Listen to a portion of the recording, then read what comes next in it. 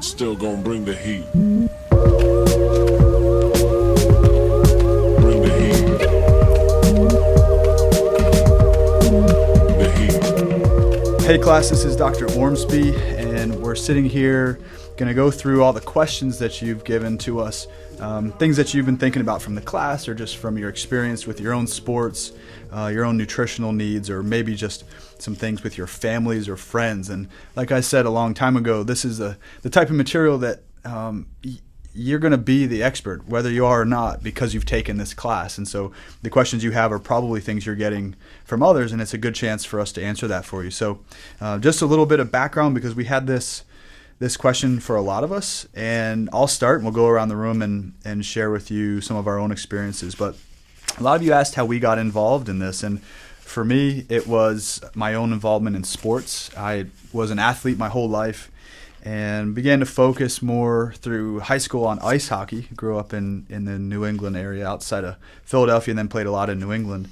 And then ended up going to Skidmore College in upstate New York, where I found myself either reading the exercise science textbooks or finding magazines or anything else I could get my hands on to just learn more about becoming bigger, faster, stronger for personal reasons. We had an excellent exercise science program at Skidmore, so it kept my interest, and ultimately the research turns a little more altruistic and away from yourself, but then you start trying to figure out how to help other people and not just yourself. So I had an interest in sports and athletics and physique. I was working as a personal trainer for a long time, and was interested in both athletes, but also having people try to become more fit, more lean, more healthy, improving body composition and performance in everyday life. So that struck my interest, and I started research as a student, doing various things in the laboratory for one of my major professors as an undergraduate. Ended up doing an undergraduate honors thesis, and it snowballed from there, where I got involved for a year after college as a research tech and a lab coordinator for a major funded study at that same school.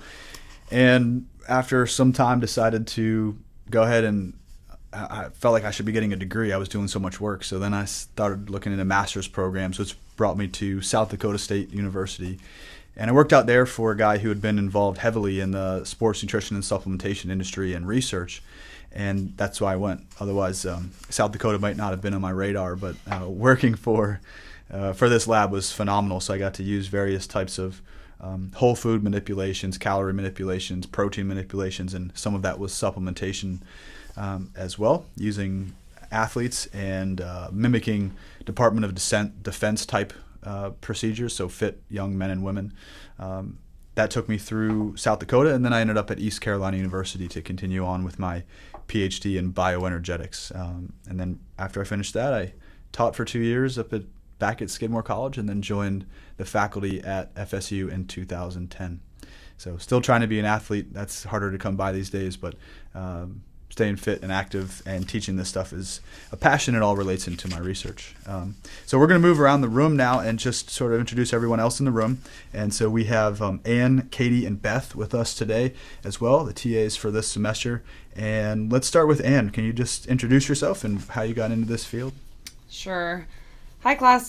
So this is Ann. I am originally from Seattle, Washington, and my reasoning for wanting to get into health, nutrition, and exercise kind of roots from my background in dance, and primarily growing up with colleagues as well as teachers who had a whole slew of eating issues, weird behaviors, made me interested in how to really improve performance and how these strange behaviors could potentially be causing a detriment to them in their health and performance.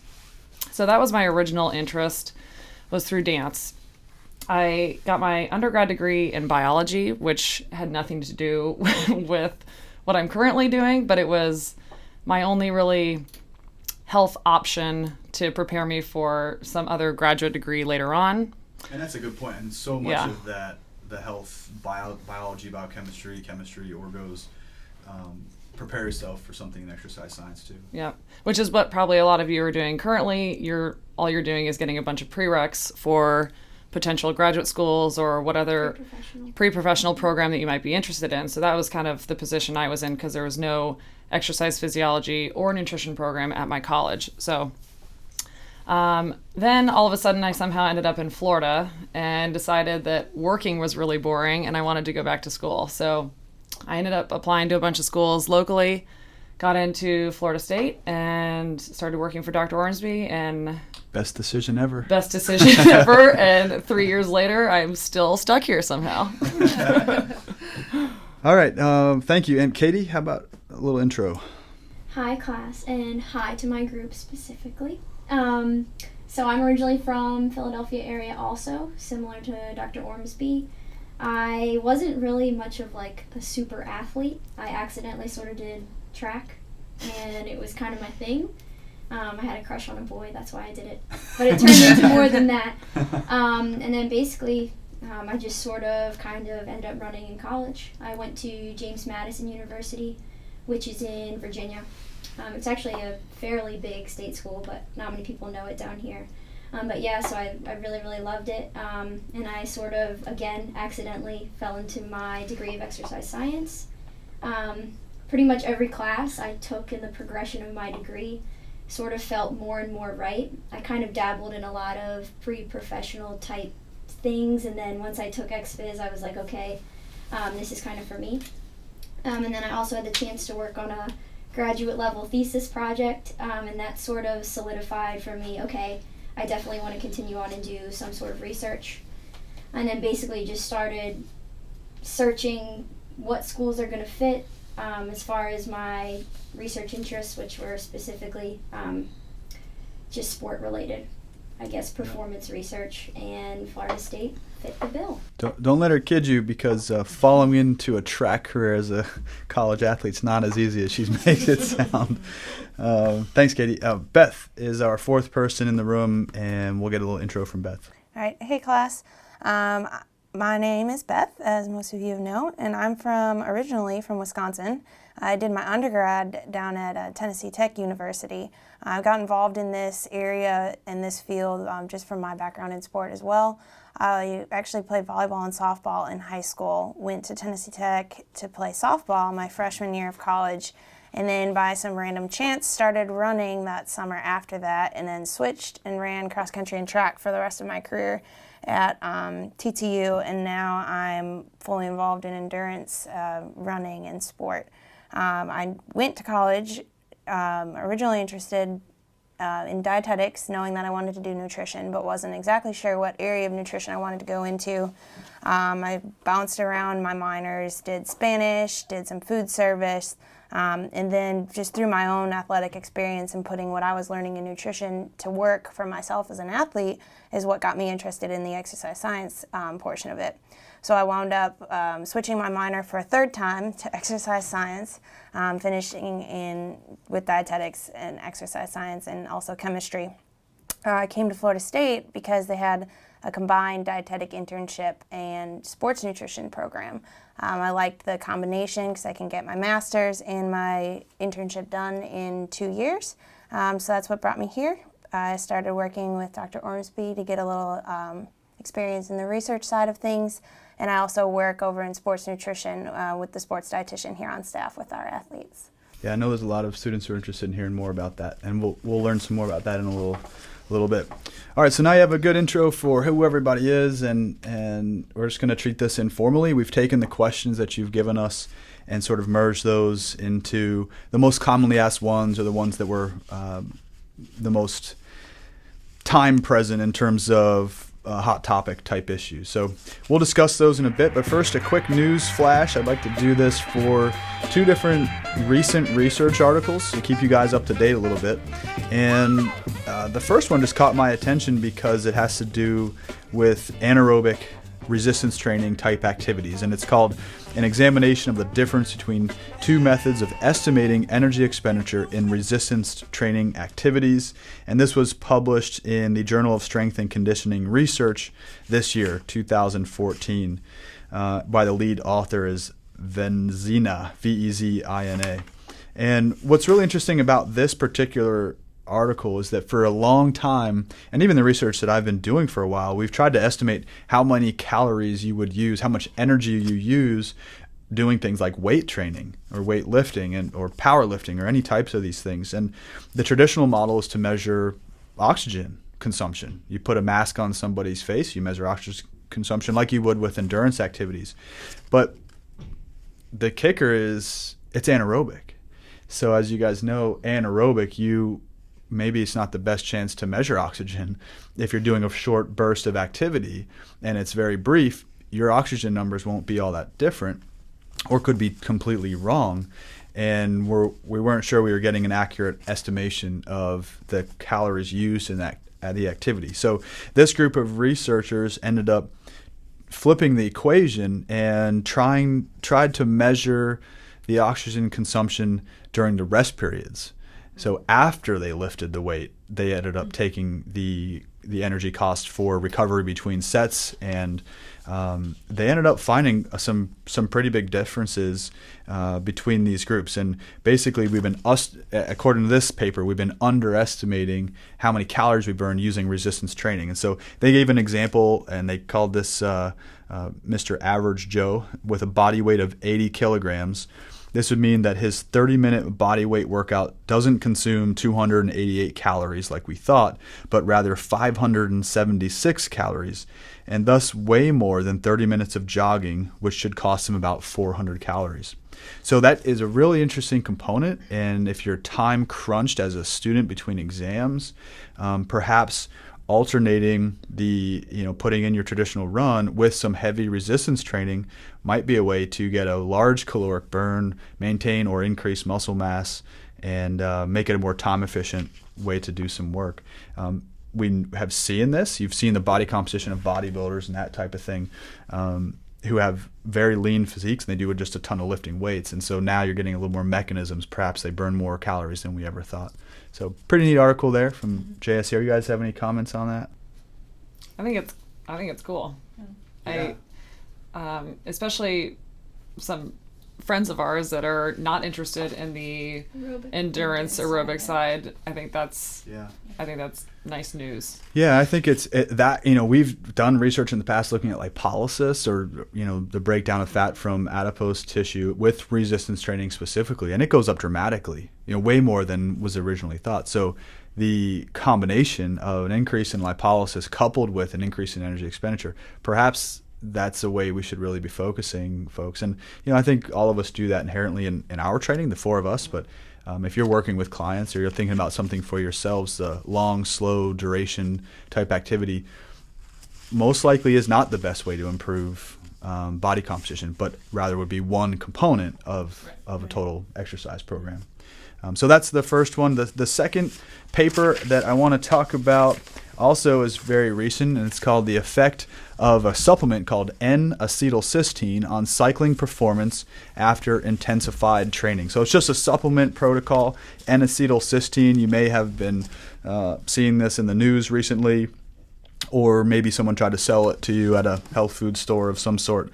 And this group started to look at it because cysteine helps with glutathione production, which is ultimately an antioxidant that can potentially scavenge up some free radical oxygen species and maybe protect cells during hard core exercises. So this particular study gave 9 days of an oral N-acetylcysteine at 1,200 milligrams per day in 10 well-trained triathletes. And they just simply took the supplement or a placebo, and ultimately they looked at antioxidant capacity as well as performance. And in this study with this 10 athletes in a crossover design, so they took both the placebo and then they took a 3-week washout, and then they repeated the study using the supplement in random order. They found that the supplement N-acetylcysteine improved performance during the race that they did, a simulated race, and it increased post-exercise total antioxidant capacity and reduced inflammation, markers they looked at in the blood. But need to mention, this is a small sample size. There is conflicting evidence with N-acetylcysteine. It looks like it's gaining popularity, but I wouldn't run out and purchase it at this point. It just looks like this one showed an advantage in well-trained triathletes. You guys have any input on that one? It makes some sort of sense. If you're producing more Yeah. free radicals with exercise, more than sort of your, I guess, normal physiology can handle as far as combating those species. It sort of makes sense, like, same thing with, like, muscle glycogen storage. You're feeding with exogenous carbohydrate. In this case, you're feeding with exogenous antioxidants. Yep. So it makes sense. Yeah, and other research in using antioxidants is also controversial. You know, if you're giving things like vitamin E and vitamin C, some shows benefits, some doesn't. Sometimes that's due to the form that it's delivered in. Sometimes it's the composition of it. What else is it paired with? If you're taking things like E, which is a fat-soluble vitamin, but not A, D, and K, then you might not be able to use it as readily. So there are some other issues. Or if you try to take any of those things without a proper diet, then absorption could be completely off anyway. So I'd also like to see like a more practical side of it too, to like, it's showing reduced inflammation markers, but what's their perceived pain too? Like, is that reducing? Is that reduced? yeah, that makes sense. You could use some pain measures for sure. So that's your news for today. Couple of updates.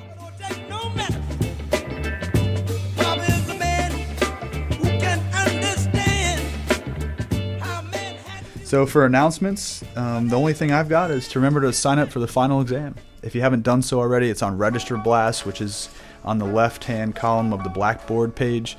The link is now available, so make sure you've signed up for that. If you're taking this exam off campus, then you will have already signed up weeks and weeks ago. But make sure that's all taken care of so that there's no issues come exam time.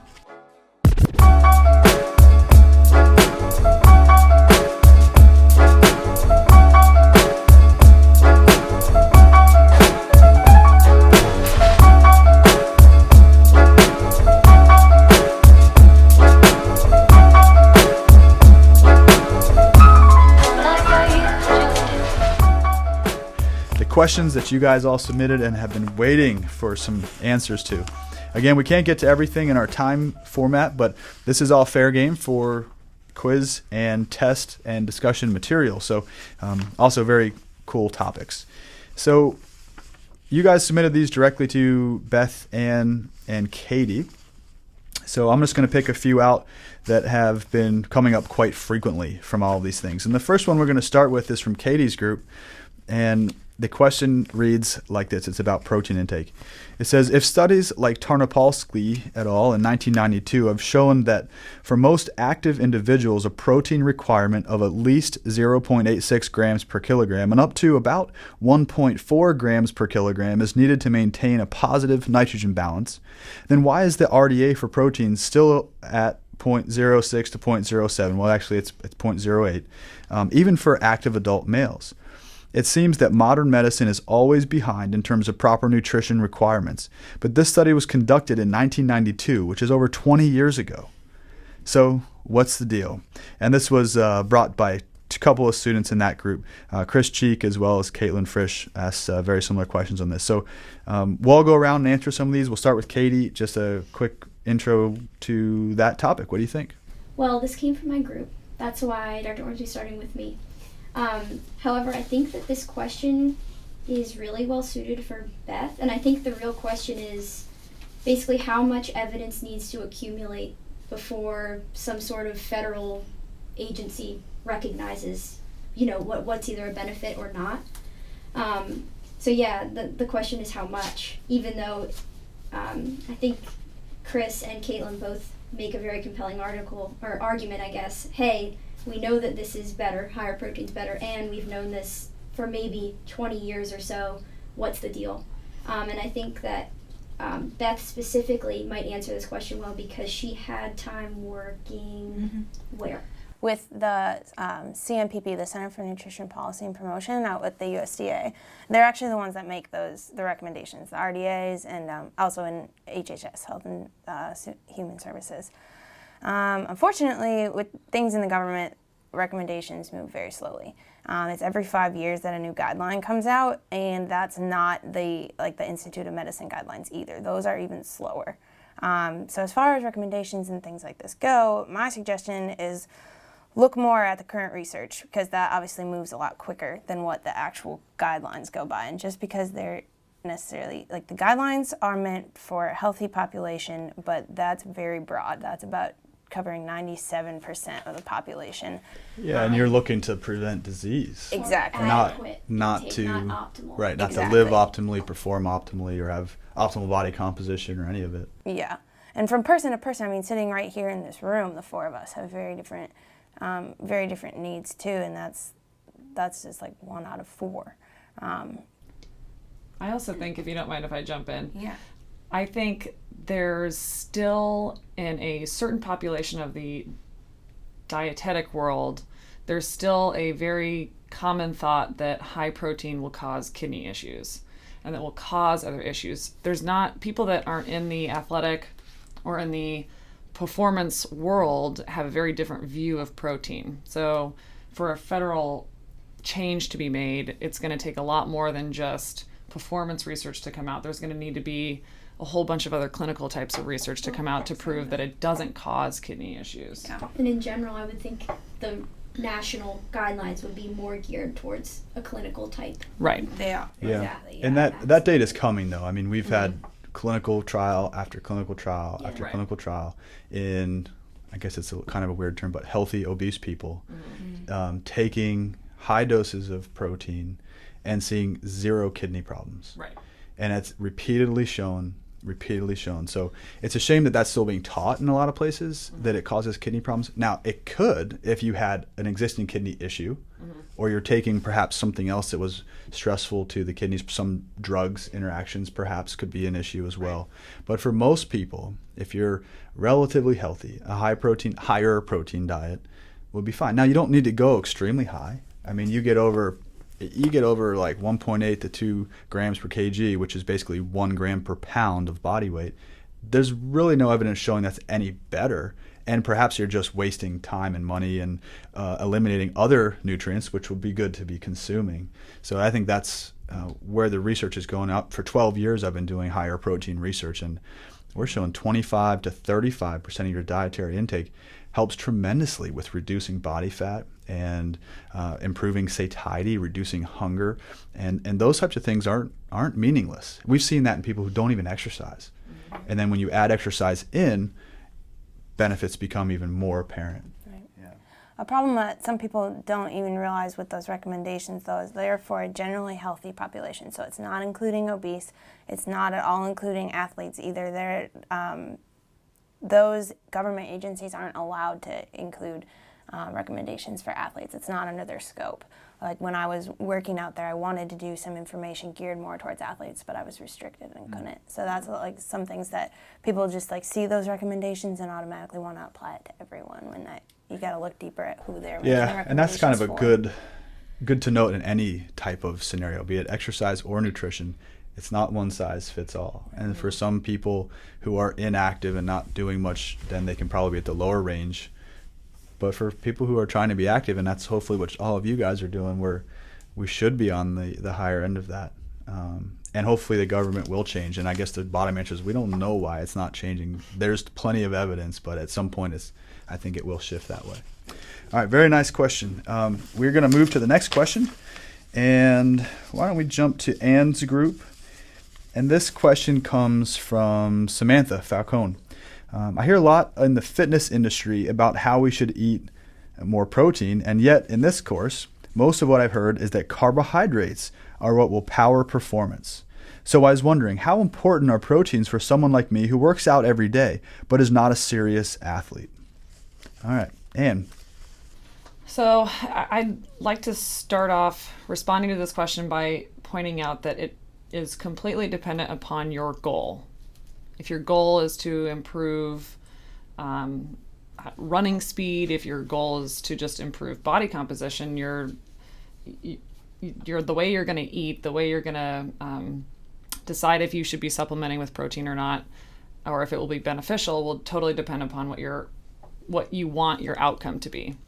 So if you're working out, like an average college student, you go, 3 to 5 times a week to the gym, and you just want to be a healthy person, then supplementing with protein or having a higher protein intake will definitely help you to improve body composition. So the carbohydrate component of the question to me is a little bit more of a performance portion, I guess, whereas the protein part of the question to me is body composition. So I don't think supplementing with protein is necessarily going to help with just an everyday workout, but it could potentially improve body composition more. Whereas if you're going, and it depends upon what you're doing in the gym, I guess, if carbohydrates going to be more beneficial or protein. If you're racing the treadmill next to you. Right, right, Carbohydrates are important. right. So I don't know what if you guys have anything to say about that. If you think supplementing with protein for just an average college student who goes to the gym 3 to 5 times a week, do you think that higher protein intake would be good for them? Or Well, a couple of things I think come up with that issue, and just like we spoke about in the previous question, yes, I do. I think it is important, and again, if you look at the data on people who are trying not to lose muscle mass, and that's important as you age, then having a little bit higher protein intake is good, but not to the exclusion of other macronutrients. Right. And that's the big difference, I think. Now, carbohydrates we do talk a lot about in class because, performance, especially at high intensity, relies on carbohydrate and glucose.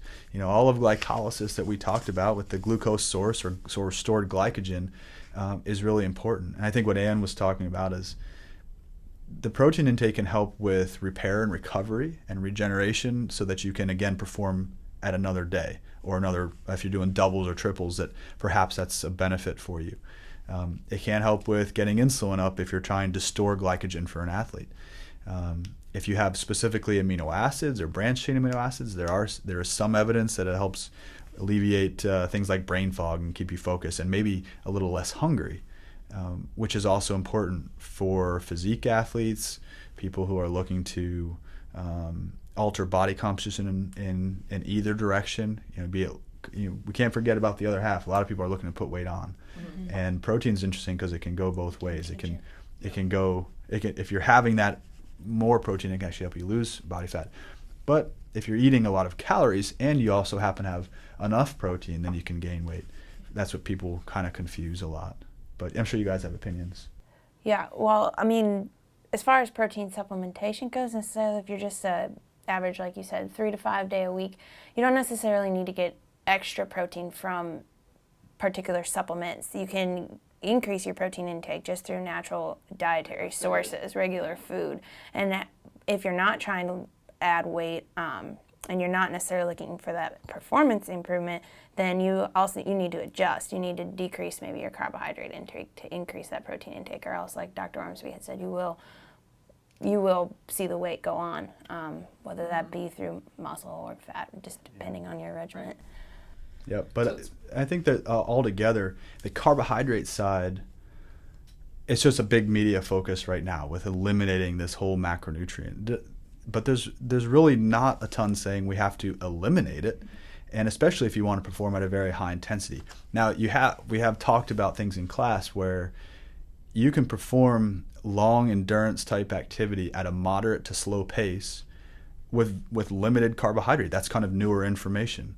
But if you want to go fast or pick up the pace, you're going to need to have some carbohydrates in. Yep. And that's what people are trying to mix these areas and not giving you the caveat that, that's for the high fat, low carb thing is for a very specific group of people who don't typically go all that fast. Now, the research is continuing to come in. It's going to be interesting to see what happens, but for now, I would not eliminate carbohydrates and just be smart about the choices that you're making. If you want to perform in school too, your brain works primarily off of carbohydrates. You've got so many reasons to have all the macronutrients, and what is fun to think about is timing them. Can you time them at certain places in your day or around a workout to have the most bang for your buck for whatever goal you're going for? And I think there is some evidence to that, and we might be able to get into that. So anything else on that one? All right, so that wraps up that question, and we are going to move to our third question from Beth's group. And I'm going to ask you this question, which came from Chantel Brody. It says, being an active distance runner, 5K distance, I often struggle with meal planning the day of a race, particularly afternoon or night races. With most of you having a history of competitive running, what do you recommend, or what was your typical eating strategy when it comes to later races to obtain optimal performance? Yeah, this is a really good question that I feel a lot of us can have some good input on, and one that I see a lot from our athletes over here in the athletics department is later races are tricky, and it's very personal as well. So I feel like a plan that I would say worked for me may be very different for what worked for Katie when she was having a late track meet. It's kind of something that you just have to play around with yourself, but some of the main points that are vital for any athlete racing later on in the day is start hydrating early. I mean, as an athlete, you need to be hydrated every day, but especially 24 hours, at least 24 hours in advance to a big race, you need to make sure you're already starting to become well hydrated. And the night before, even, make sure you're eating a well-balanced meal and maybe even a snack right before you go to bed, just to help increase those glycogen stores for the next day. If you have a late race, then your breakfast is going to be extremely important. Include your high-quality carbohydrates, some lean proteins, and healthy fats. Something that Yeah, how long a distance are you kind of thinking about between the breakfast and the competition? I mean, let's say, for example, you have like a 6 p.m. race. You could do breakfast. I mean, pretty much at any time when you wake up. Maybe like an 8 a.m. breakfast, like a good quality, like eggs, toast, fruit, and nuts, or oatmeal with milk and fruit and nuts. Something pretty substantial that'll hold you through. But then also, still planning out the timing of your meals. The closer that you get to your race is obviously the more important of the substance and like what you're looking at. So I'd say still, if you have a 6 p.m. race, you're going to have breakfast, a mid-morning snack, a good lunch, and then even a snack yet before your race. How far before would that last snack be? Something substantial, 2 hours, like a PB&J, like half of a bagel, banana and peanut butter, maybe like 2 hours. But you can even have something small, maybe 30 to 60 grams of carbs up until like 30 minutes before your race. But that, you're going to want it to be more quick carbs, something maybe like a sports drink or like an energy gel, chew, something like that. The closer that you're getting to your race, the more simple the carbohydrate you're going to want, because that's going to be quicker, it's going to be lighter on your stomach. And again, throughout the entire day, focusing on your hydration as well. Did you have anything to add to that, Katie? Mine's not as technical. I just, basically the same thing. I mean, we would just wake up and eat as much. I would eat as much food as I possibly could at breakfast. Yeah. Like, go to the hotel, you get those waffle makers, like, seriously. Load up in the morning. Eat as much as you possibly could. Especially, it depends on your tolerance. Like, Exactly. running specifically, high incidence of GI distress. So if you know you can't handle certain things, like, and the guidelines are great, but for me it's just like, what works, what doesn't So work. personal, yeah. I'm probably not going to worry about grams of this and grams of that if it doesn't agree with me. Right. We had a teacher in my undergrad that was like, I would eat a strawberry Pop-Tart, even though, that goes against every, probably, from some people's eyes that seems... Yeah, well, you get into different Yeah. areas. Superstition can also Well, play a role in what absolutely. athletes do. Yeah, well, you get into different Yeah. areas. Superstition can also Well, play a role in what athletes absolutely. do, Absolutely. right? And so if you're used to eating the same thing, well, I think the number one thing is practice this. Right. You got to practice. Find out what works for you and what doesn't. practice You have to your find out what nutrition works for you and what If you doesn't work practice for your you. nutrition just like you practice your training. And then if you have a food that you know works well for you, then that's a good idea. I mean, a lot of times people say, "Oh, can I change to improve this or that?" And if I ask them simply, "Well, what do you take? What do you use? What's your deal?" And they're like, "Oh, it works for me." I'm like, "Well, then it works for you. So stick to it." You can tweak these things out a little bit and play a little bit, but don't do that on a race day. Don't do that on a trial of competition of any sort. Playing hockey, a lot of times we had night games, and so I remember a number of times just puking like crazy on the ice, full on spaghetti out. Yeah, and it's because I was always timing it too close to when I was going.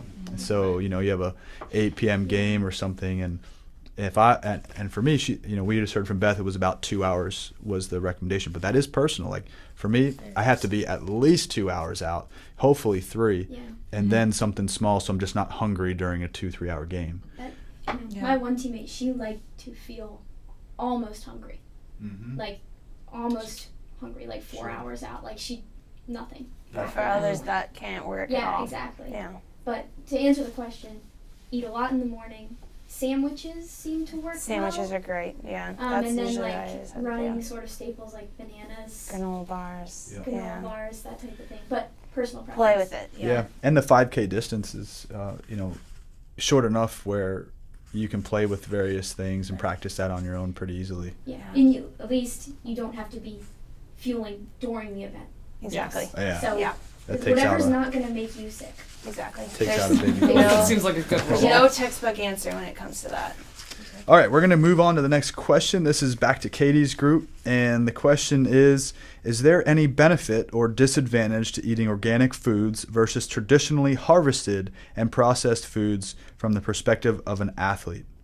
And then there's a couple of parts to this. It says, would the added growth hormone to processed foods be beneficial to protein synthesis and ultimately the athlete's performance? And this came from a few students, Abigail Centrofit and Maria Ramos. So a couple of different things in there, and we can take both perspectives and hash this out. Okay, so this is several questions because at the root, I think it's asking, are organic foods better? So 1. And then 2 is, if they are or if they aren't, how does that apply to the athlete? So I even wrote on here that this question might be more suited for nutrition folk.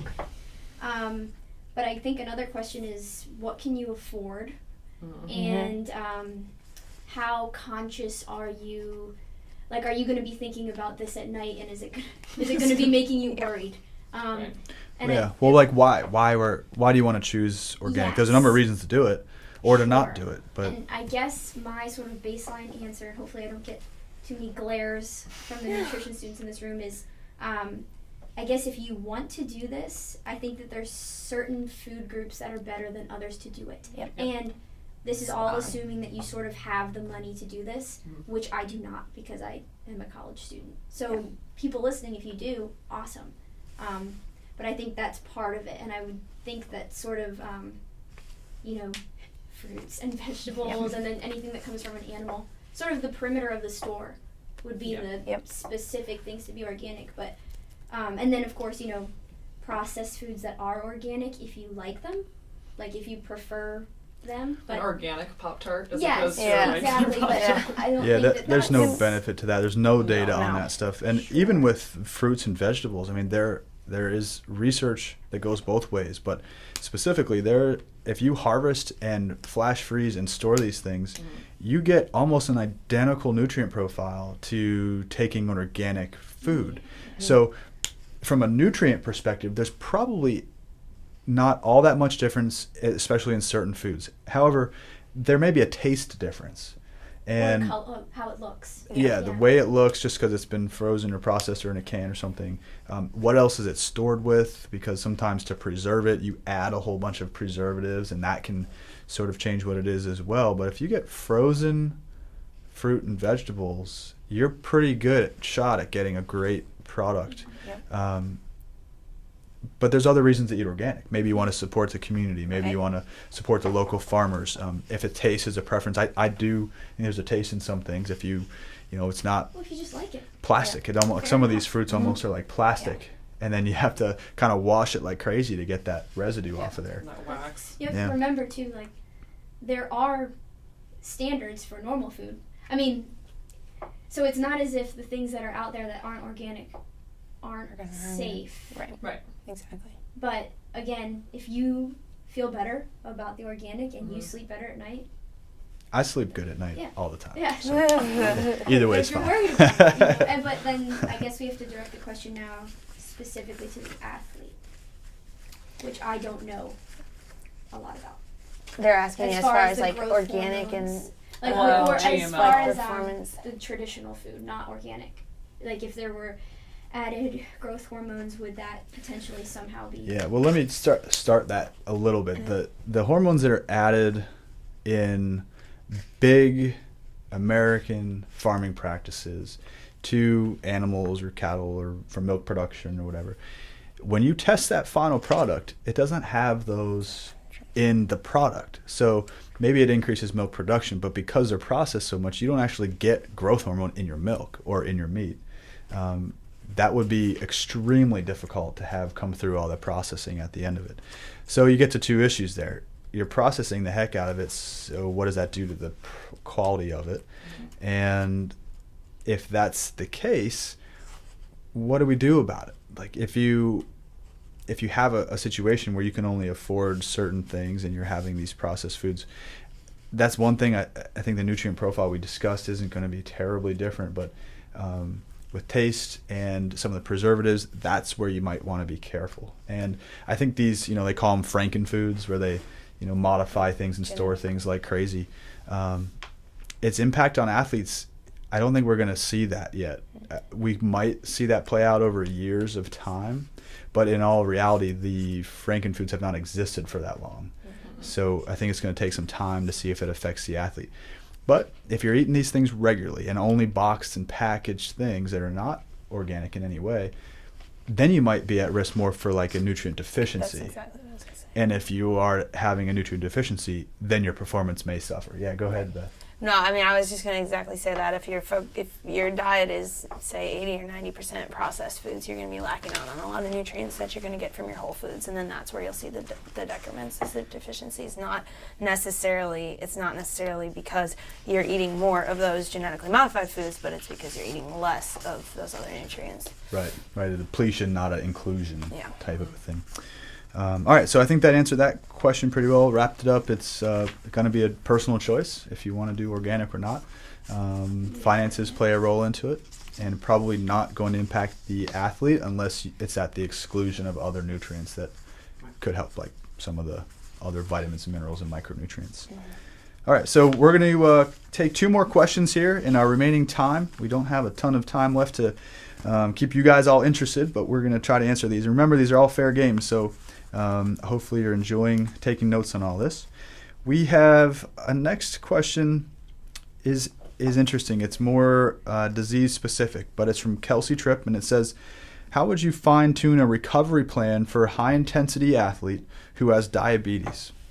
I have found through my experience that immediate relief for cramps, etc., is difficult because most of the time we have recovery high in sugar.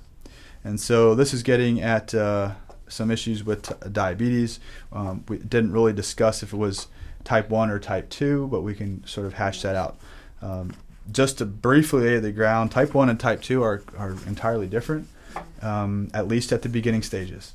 They looked entirely different. And so type 1 diabetes is typically, well, it used to be called youth onset, juvenile diabetes, and type 2 would be adult onset. But now type 2 diabetes actually comes on at much earlier ages than had ever been done before because of the size and the disease and the other issues with eating and body composition in our country. So the basic question then is, for an athlete with diabetes, high intensity specifically, what might you recommend because they have sugar imbalances? Yeah. So let's get that rolling.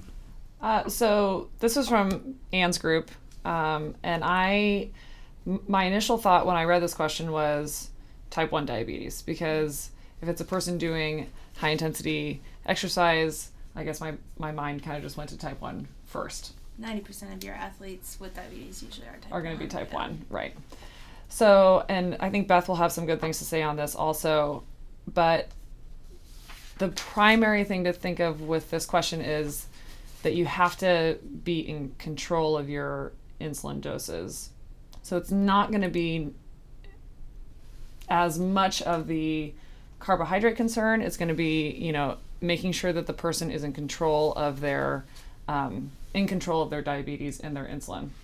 So the other important thing to think about is the timing of the insulin dose surrounding the exercise and when they're consuming the carbohydrate, because they do still need fuel for the exercise, but they need to make sure that they're not going to be going into any hypoglycemia issues.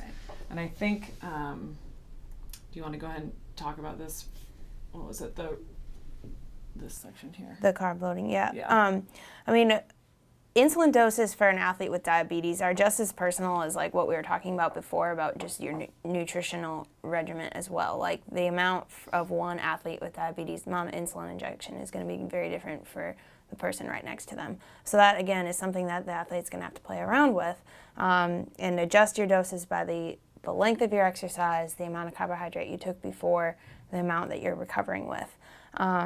Post-exercise recovery generally should be focused more so on the protein and like a low GI food anyway, so that should give you less of a glucose spike anyway for your recovery. But I mean, if you're spiking high, then you just need to adjust your insulin. Yeah, I think that's important. I mean, for any athlete, but you want to keep glucose fairly constant, right? And so for these folks who have diabetes of any sort, if you're spiking glucose a ton, then you have a better chance of falling into an issue, either under or over injecting insulin or whatever the issue is. You could have some issues with glucose, hypo, which make you crazy. I mean, if you've ever seen or experienced this, just haven't eaten for a while, I mean, being hypo for a long time, really low, it can make some people want to vomit. It makes a lot of people nauseous. Sometimes you just can't move. Sometimes it's a problem. And if it gets too low, then you have a problem. You can actually die from that. So that's important to keep things moderate as much as you can. Right. As far as athletes, like you need, before you can increase your training, you need to make sure that you're monitoring it well and that you're keeping your glucose fairly regular, because it's doable for diabetic athletes. It's very doable to keep a very regular blood glucose. So as long as you're monitoring it, you need to make sure that you're monitored and regularized before you increase your training, just for your safety. Yeah, I want to mention two things. One is that we mentioned earlier that most athletes that you are going to run into would be type 1. However, I think we need to also pay attention to the later age folks who are getting back into activity. And I'll tell you, a ton of people that I work with have been obese for a long time. Maybe they raised families, and then they're trying to get back into it. And those folks are type 2, trying to get back in activity. So you will have more of it. But by far, yeah, the younger athletes for sure, and you're talking traditional athletes, are going to be the type 1. I'd like to make one last point about that question. So the question was originally asking how you would fine-tune a recovery plan for a high-intensity athlete with diabetes. And I think, first and foremost, it being a disease condition, I would refer to a physician as well. So the person who has, it's not necessarily our job to be fine-tuning things. The person with diabetes most likely knows how to adjust their insulin or how to kind of adjust these certain things, but also make sure that you're not just giving advice to anyone with a certain condition. You want to make sure that they're, referring to their physician and double checking with the people that need to be on their healthcare team, essentially. Exactly, yeah. And then, like you said, the disease condition, when it comes down to the nutrition, you need to make sure you're seeing a registered dietitian for that with any disease condition. And oftentimes that's going to be much better for you than a physician because they have much more training in nutrition. Right. Yep. Most physicians don't get more than 30 minutes of nutrition information through all of medical school. Right. Yeah. And yeah, but they're also technically qualified to give any nutrition advice they want, which is maybe not appropriate. But in my opinion, it's a team.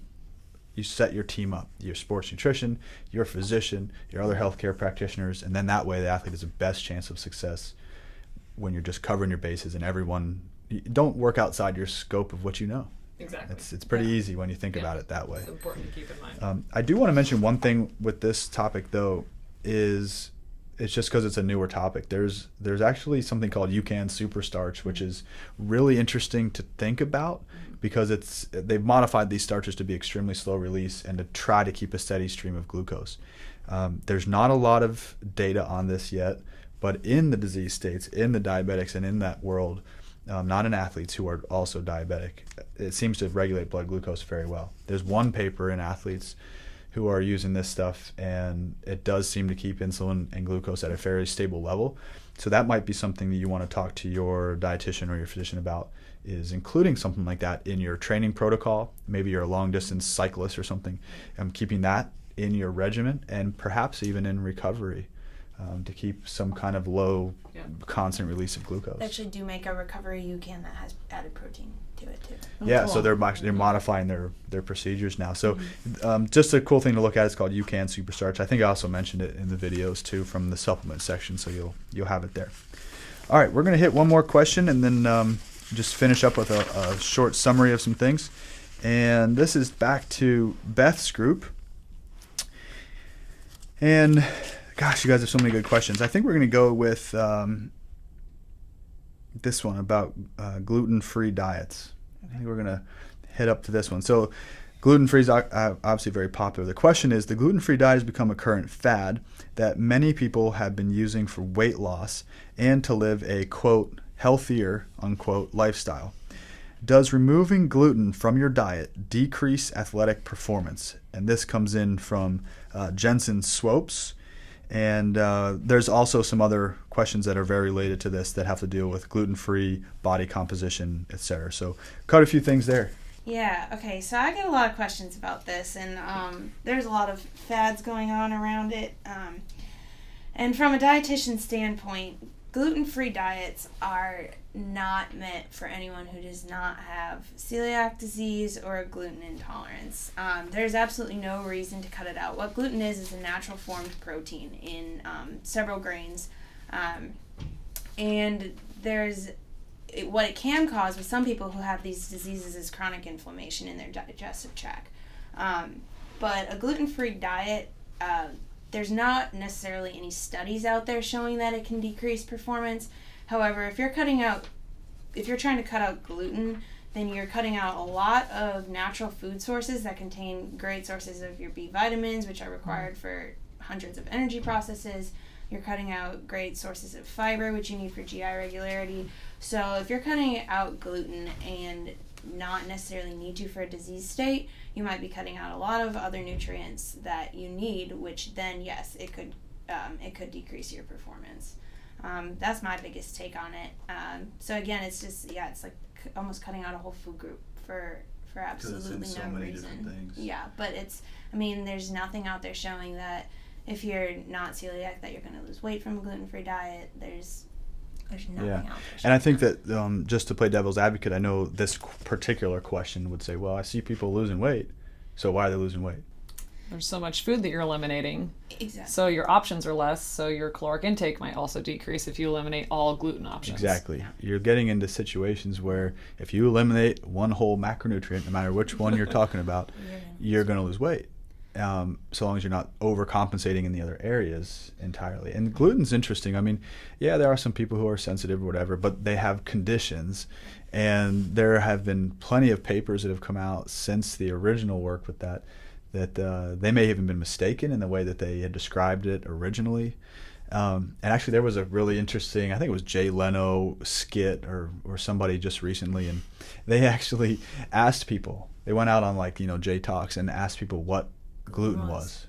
And nobody could answer. Hilarious. It's really cool. You should check it out. It's a YouTube link. Nobody knows what gluten is. They didn't understand why they weren't eating it. It's just the fad right now. It's just like a bunch of years ago, it started to be low fat, but in an effort to keep food tasting okay, they jacked it up with sugar and starches. Exactly.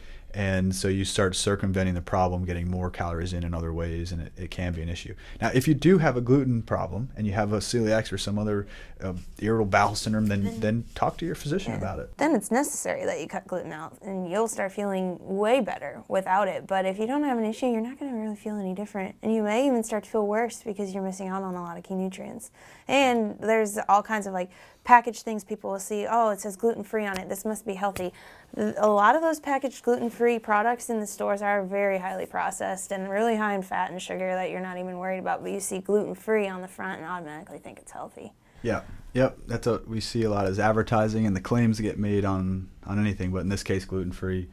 Look at your calorie content too. Yep. Because maybe you're dropping gluten, but they've added calories in some other way. Other forms of sugar. Yeah. Yep. And then you're looking at also these Frankenfoods, right, that are, well, why are you eating gluten-free Oreo cookie? Just skip it and you avoid the problem entirely. You avoid the frankenfood, you avoid the gluten issue entirely. So if you want a little dessert and you're not having a problem with it, then have it and then get back on track. I think too many people try to make this part of their life, and it drives them insane, instead of just kind of incorporating a lifestyle of eating that works for them.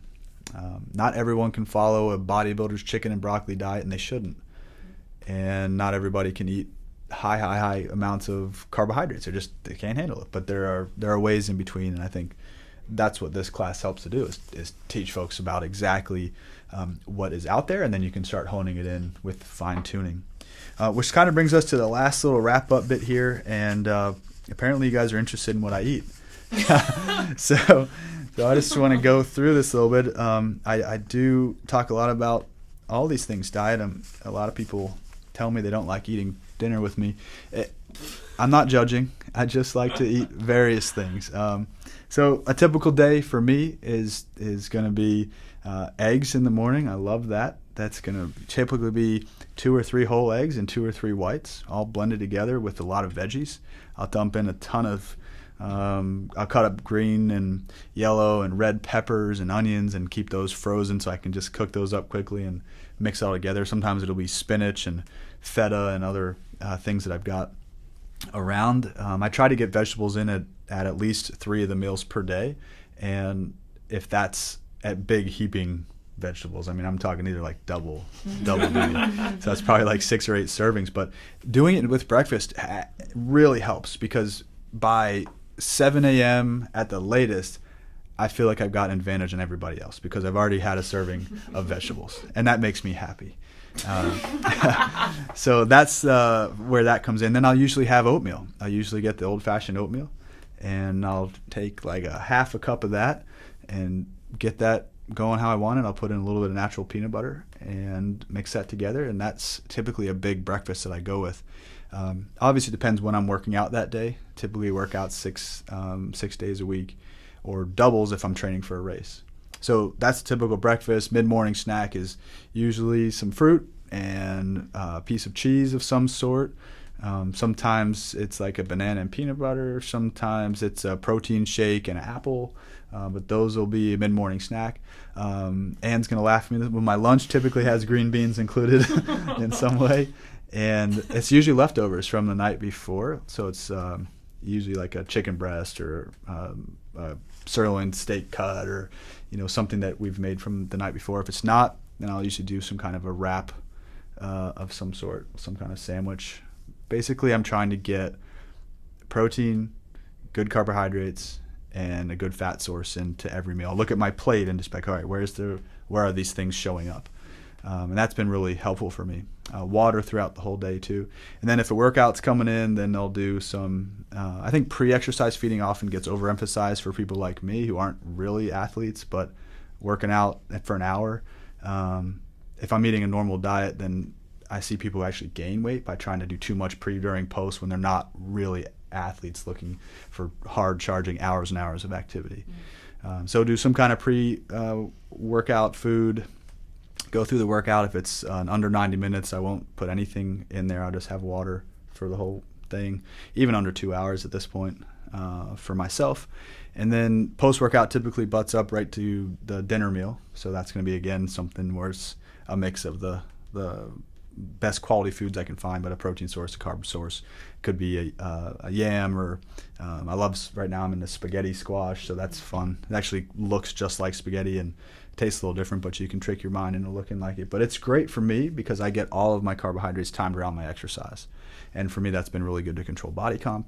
And then, before bed, I'll have something else. I'll usually have either nuts and cottage cheese or something before bed, a glass of milk, or on occasion just a protein shake of some sort. And casein, of course, is a big thing, but our lab's studying casein versus whey versus other sources.